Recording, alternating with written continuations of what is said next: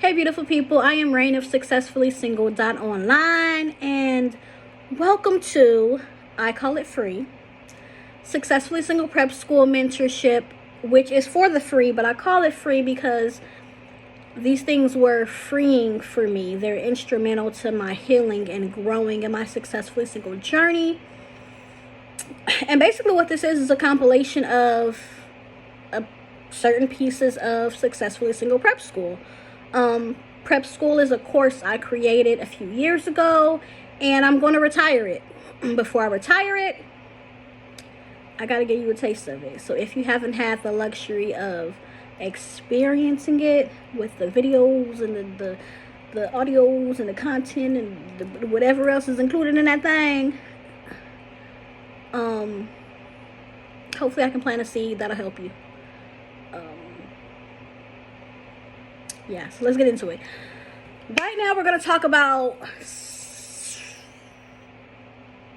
real quick, we're going to talk about self-love.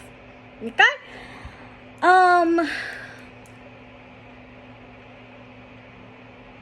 Let's get into self-love versus self-care.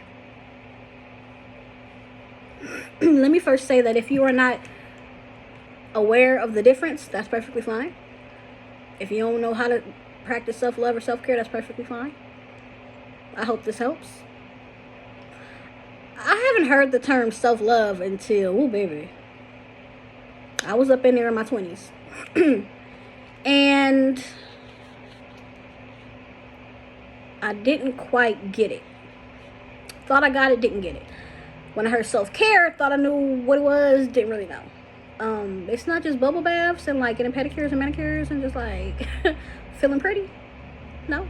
It's not maintenance. No. Can be, but so I'm not going to get into what I have written down about it in the actual course, because I think at its simplest form, self-love is psychological, it's mental, it's how you think about yourself, how you talk to yourself, the process of loving yourself, what that can look like. An example of that is, say you move really fast in a relationship and that relationship ends up ending and you're hurt. This is an example. Actually, I've been through this before. Let me scoot up a little bit for you. For me, really, not for you. I've been through this before. I involved myself in a relationship that I seen red flags in, like, wasn't quite sure, should have taken my time, but I just felt like I want to be there already. I felt like it was going well enough. I'm like, I'm such a romantic, and it's like, well, what if this could happen? It don't take a whole day to recognize sunshine. He loved me already. It could be. It don't take a whole day to recognize sunshine. I still stand firm on that. But it's important for me, knowing myself, to take my time. And I've experienced not taking my time and having to go through the separation process from somebody that I have put a lot of energy into. That sucks. That stuff sucks.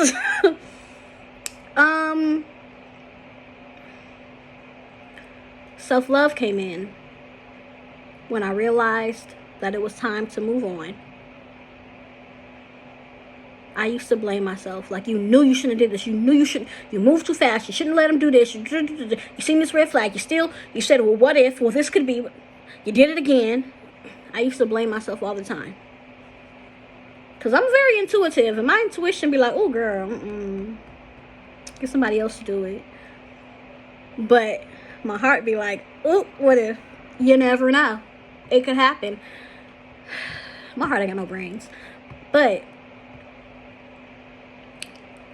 self-love came in when I changed the inner workings of how I talk to myself. Did I have that down? Because that's some good stuff right there.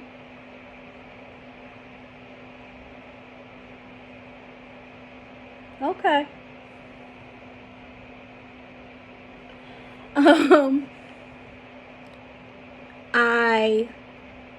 I learned some tools. I learned to give myself grace. So instead of me blaming myself, you have to be honest with yourself. Giving myself grace does not mean that I avoid accountability. Not blaming myself does not mean that I avoid accountability. It means that I understand that I am human. And I love myself regardless of how many times I fail, how many times I get it wrong. I'm going to show myself love. I'm going to be gentle with myself. The world is rough enough on your girl, okay? I'm going to be gentle with myself. Baby, it look like I've been crying. I haven't. So, what I did was, I showed myself grace, which looks like me saying, yeah, we in this again. Here we go with the separation process. And this sucks, but how do we get here? I moved too fast. I seen those red flags and I just said, well, maybe. Well, what if? Could be. I went back to my old ways. I didn't stand firm on what I learned. I didn't implement the teachings of the lesson before. Because to learn a lesson is one thing. To implement what you've learned from it, whole different game. And I was honest with myself. This is how I got there. And then I let myself know, it's okay. You're human. And then I go a little deeper and I ask myself, why did I not pay attention to those red flags? Why did I move so fast? And I told myself, it's because you really wanted that love. It's because you really wanted that love story. It's because you're a romantic and you always think, well, it could happen. I get why you did it. Now, what do I need to do to prevent it happening again? You need to set boundaries and not just have preferences. You need to set boundaries and not just what you would like. You need to set boundaries and not allow anyone to cross them.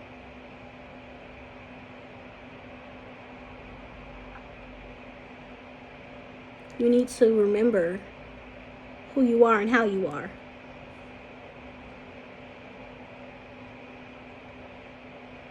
And not take it personal. Everyone isn't for you, and you know that. You're not for everyone.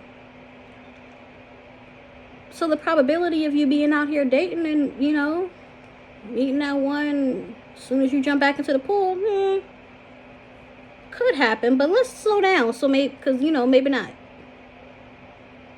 Self-love is loving yourself through the vulnerability, through all of the ugly parts of you, through all of the working parts of you, through all of the beginning stages that you have. No matter what your body looks like, no matter where you are with your mindset, no matter your financial status, no matter how far behind you feel you are, no matter how many times you get it wrong, loving yourself.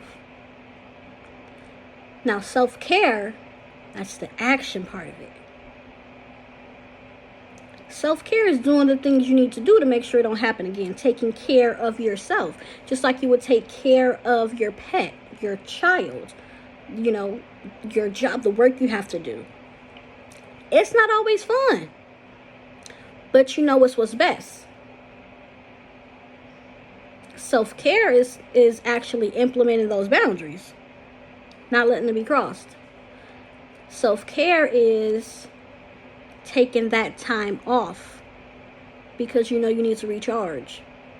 You don't have to go to a spa or get your nails done or get your hair done. You can just literally rest more because you haven't been getting proper rest, taking care of yourself.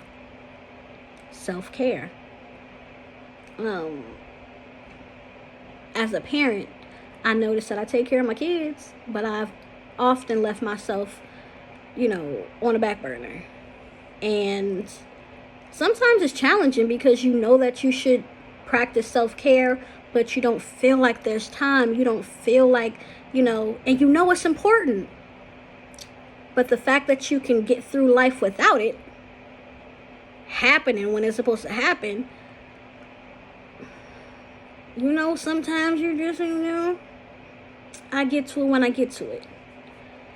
And on my part, baby, that ended up looking like a breakdown. End up feeling overwhelmed. End up feeling overworked. For me, my body gonna let me know. I remember I was working on Back Up to Boundaries Bootcamp, and I set my alarm. It was like 5 o'clock in the morning, 4 o'clock in the morning. I set it for 20 minutes. I just need a little cat nap. Baby, I woke up at 8 o'clock. My body said, I wasn't taking proper self-care. I wasn't practicing self-care. Because sometimes I feel like I gotta get through what I gotta get through. I do self-care after. And life is gonna life. So sometimes, for me, I feel like self-care is getting done what I said I'm going to get done. And if I make the decision to do X, Y, and Z instead of tending to that, then I'm going to have to pull an all-nighter. That's my bad, because this is my deadline. And I owe it to myself to get it done when I say I'm going to get it done. Because if I can do this if I'm working for somebody and I can get it done, I can get it done for myself too. And if I'm so tired, again, self-care looks like being more intentional next time and not doing the thing that made me so tired and not able to deliver it on time, not able to hit my deadline date. Does that make sense? I said I'm going to stop asking that because I be making sense. Because the one who gets it, gets it. So that's the difference for me. Self-care is the psychological part of it, the mental part of it, loving yourself through all the parts of you, no matter what stage you are at, no matter what you have done, understanding why you've done it, and being accountable for it. Self-care looks like you doing the things that you learned a lesson with self-love and you love yourself through it. Self-care is the implementation. So you don't repeat those things. The implementation so that you're taking care of yourself. The implementation so that eventually you'll be the person you want to be. You'll have the life you want to have. You'll have the relationship you want to have. And that's the difference. That's the difference. So, I'm looking all the way over here like I got my glasses on and I don't. For your call to action, I'm going to encourage you to be intentional with showing yourself grace. Again, grace is not you lacking accountability. You still acknowledge that's your bad. You did that. Don't put it on nobody else. You did that. Why did you do that? I understand why I did that. I'm going to love myself through that. I wish I hadn't did that, but I did. So I'm not going to harp on it or blame myself. I'm going to figure out what I can do going forward to not let this happen again. And sometimes we learn that lesson a bunch of times. By we, I mean me, maybe somebody else, I don't know. Practice self-care this week. Do something for yourself that you know is beneficial, that you know you need. Whether it's taking a nap, whether it's going to bed earlier, whether it's reading that book to learn more tools on how to self-care. Whether it's spending time with yourself, enjoying yourself. Whether it's in a conjunction to like spending time with yourself and enjoying yourself, reminding yourself that resting is necessary too. If you run on 10 all day like me, I have to remind myself that resting is necessary. So when I take those times to just sit and eat something and watch TV, and I'm not working, because in my mind I should always be working, I remind myself that, hey, this is okay too. Resting is okay too.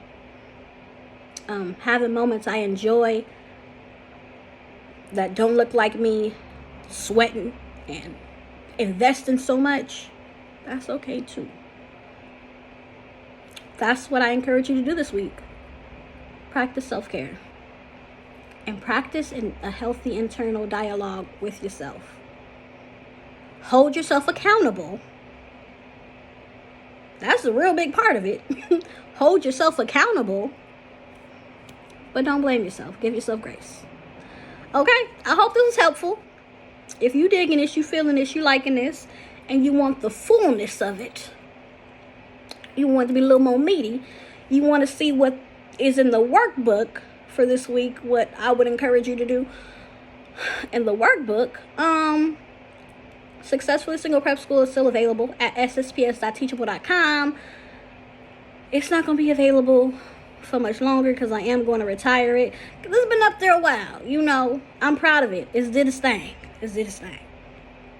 But if you would like to indulge in prep school with the videos and the audios and the books and the journals and the do the workbook, it's available for you. Again, at ssps.teachable. Girl, you talking fast. ssps.teachable.com. It's available for you. I hope this video was helpful. All right. God bless you. Bye-bye.